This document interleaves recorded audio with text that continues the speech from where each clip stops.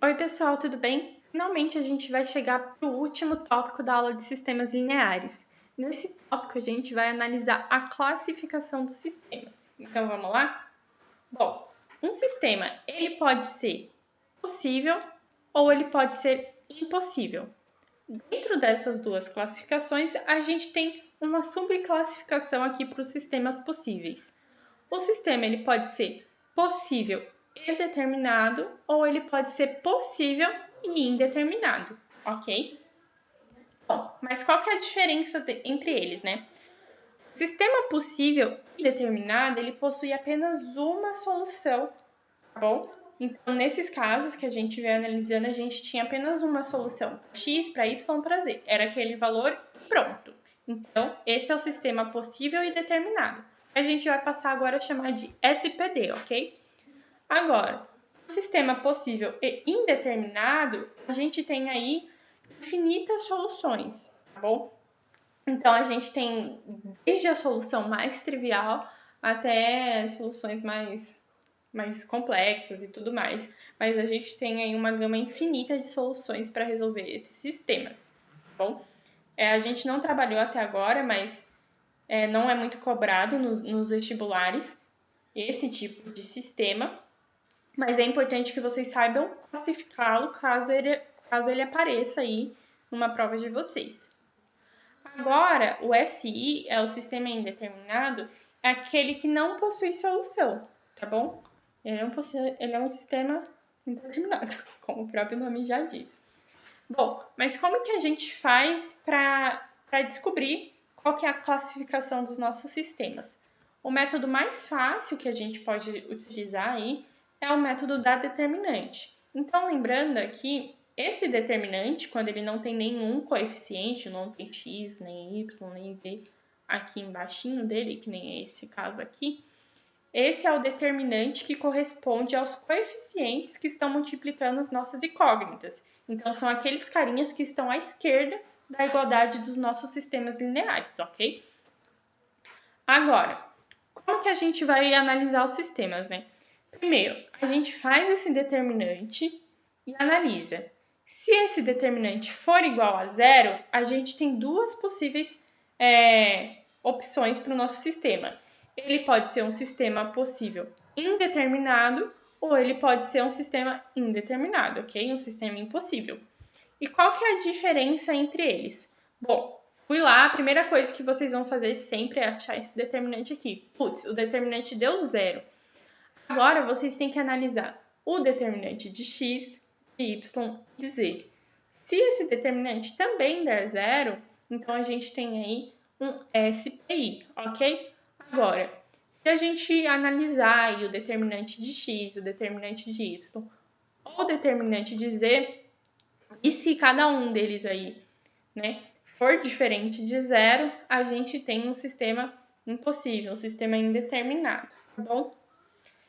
O que acontece nesse caso? Vocês vão perceber, se vocês não quiserem resolver pelo método do determinante, eu até coloquei um exemplo aí, e na verdade, quando a gente tem algo desse tipo aqui, de um SI, é porque a gente tem algum absurdo matemático. Vocês vão olhar de cara e vão ver que a equação está falando ali que é uma igualdade, mas é um absurdo matemático que está acontecendo e na verdade você não tem uma igualdade, tá bom?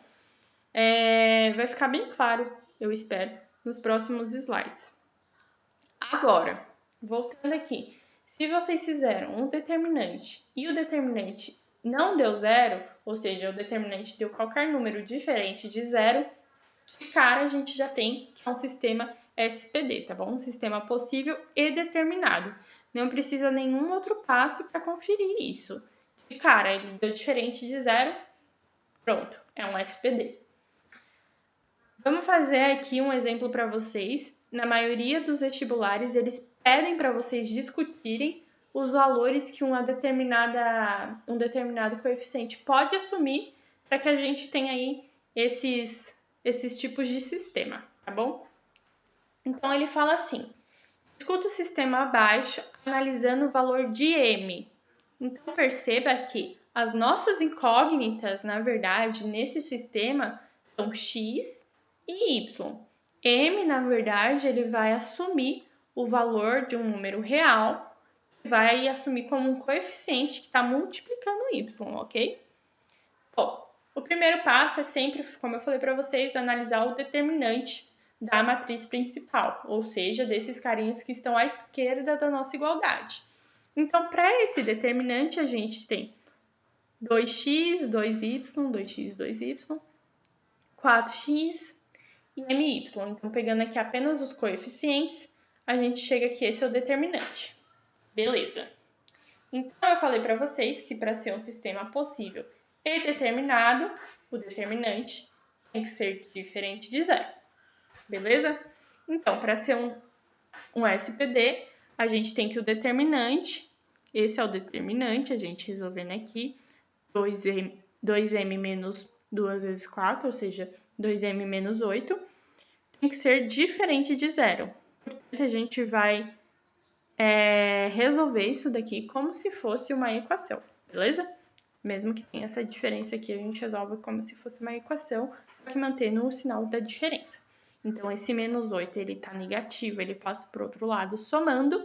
Então, 2m tem que ser diferente de 8.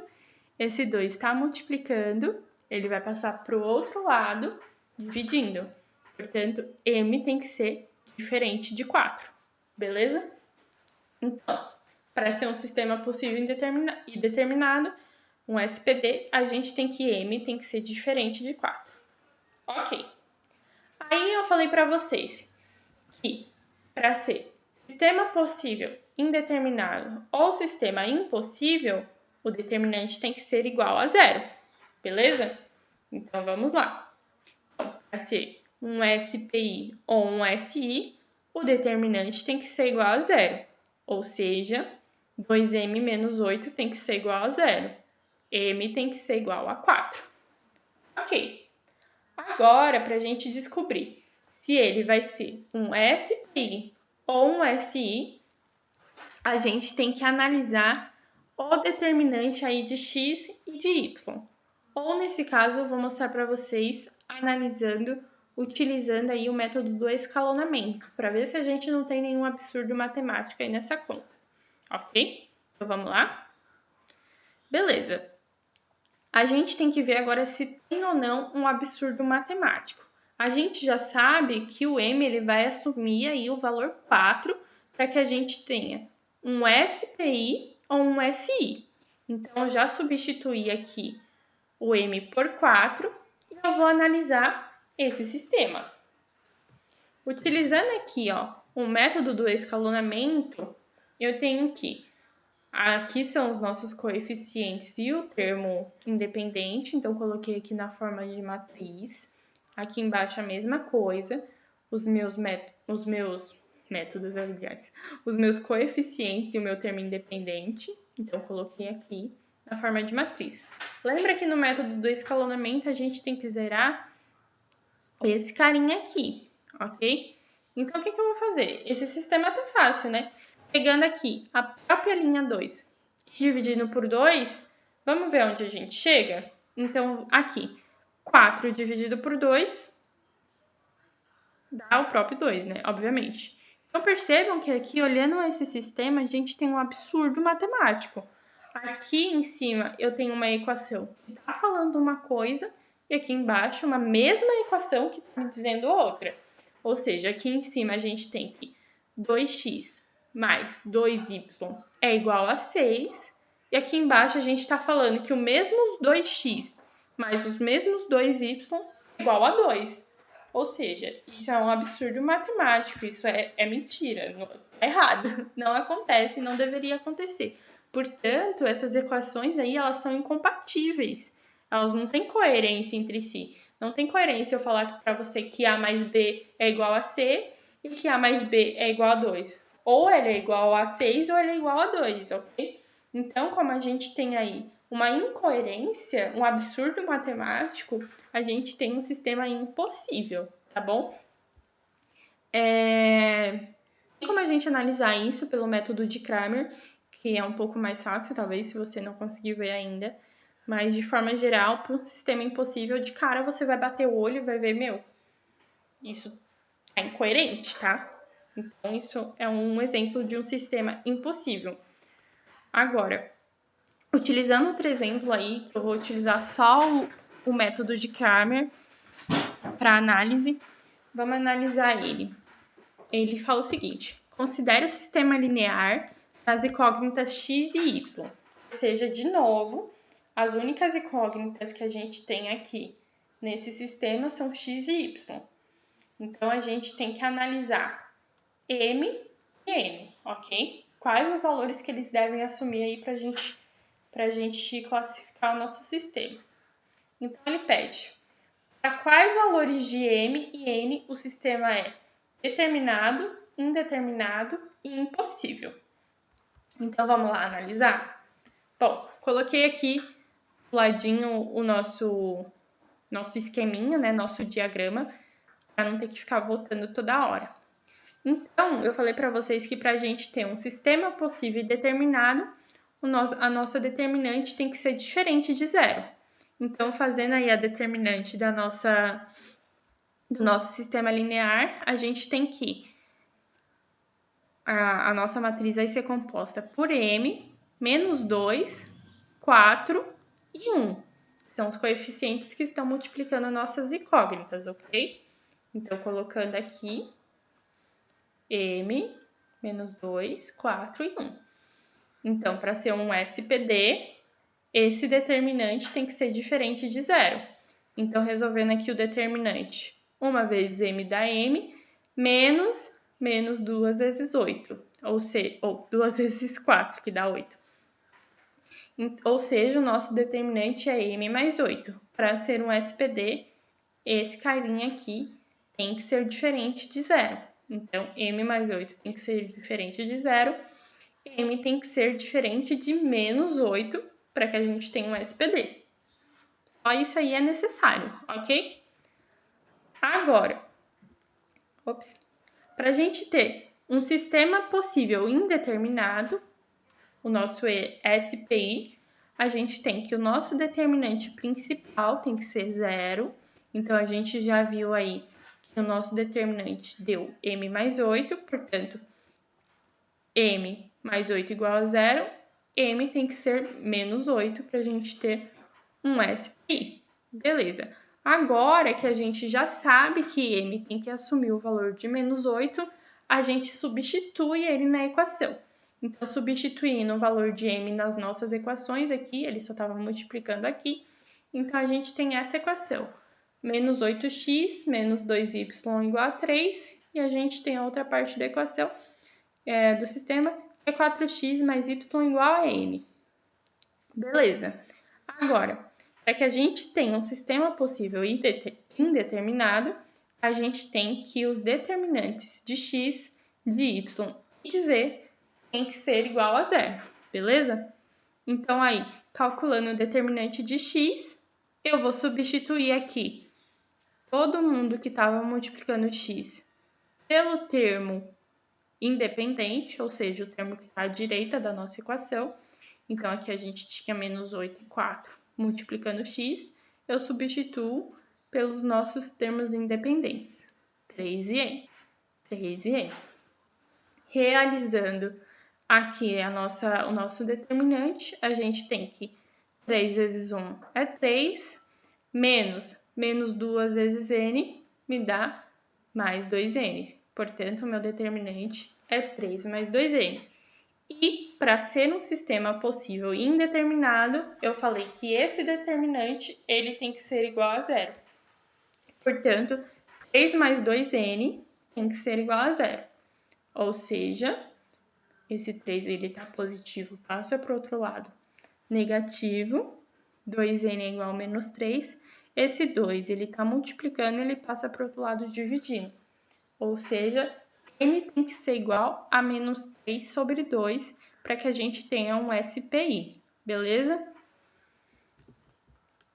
Agora, para que a gente tenha um sistema possível, um sistema impossível, de novo, a gente tem aqui que a nossa determinante principal tem que ser zero, a gente já tinha resolvido antes, então m mais 8 tem que ser igual a zero, ou seja, m tem que ser igual a menos 8.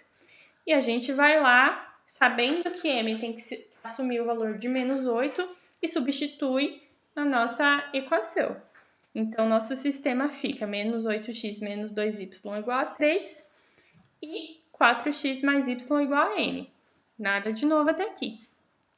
Só que agora eu falei para vocês que para ser um sistema impossível, a gente tem que fazer com que esse determinante de x, ou determinante de y, ou determinante de z, tenha que ser diferente de zero, ok? Então, aí, calculando o determinante de x, de novo, vou pegar esses carinhas aqui que multiplicam x e substituir pelos termos independentes, ou seja, onde tinha menos 8 e 4, que ocupariam esses lugares aqui, eu vou substituir por 3 e n, ok?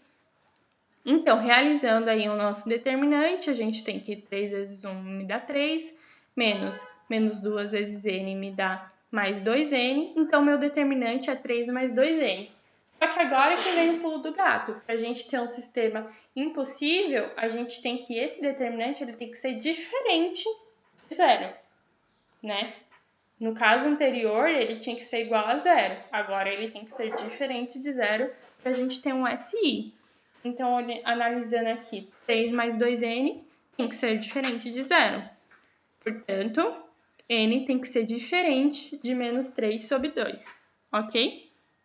Então, percebam que a gente força com que o sistema ele tenha determinadas igualdades ou diferenças aqui, para que a gente possa classificar ele entre um sistema possível determinado, um sistema possível indeterminado e um sistema impossível, ok?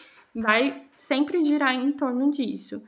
Vocês só precisam estar atentos para saber e para não confundir quem que realmente são as nossas incógnitas e quem são essas outras letrinhas aí que a gente vai atribuir valores para que o nosso sistema se classifique da maneira como pede o exercício, ok?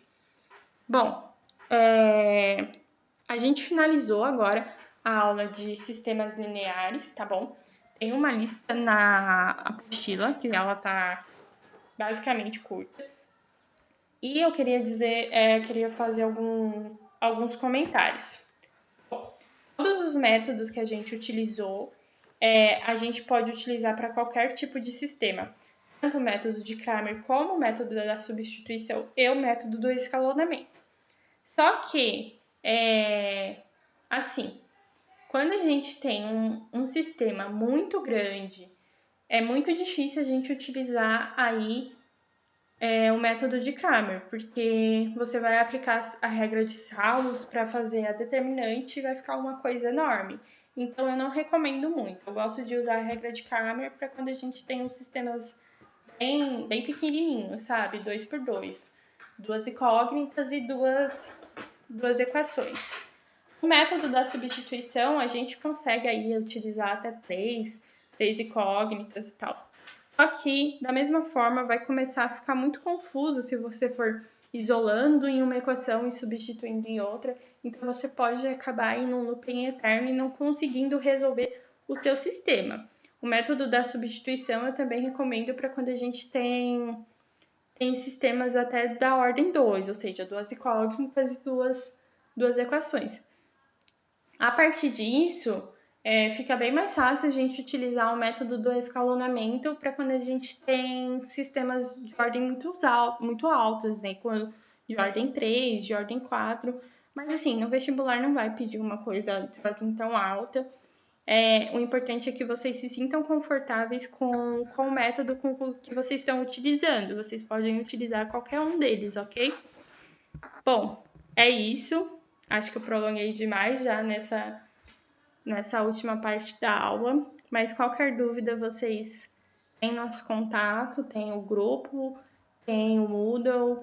E qualquer coisa, falem conosco, ok? E é isso. Beijo, gente. Tchau.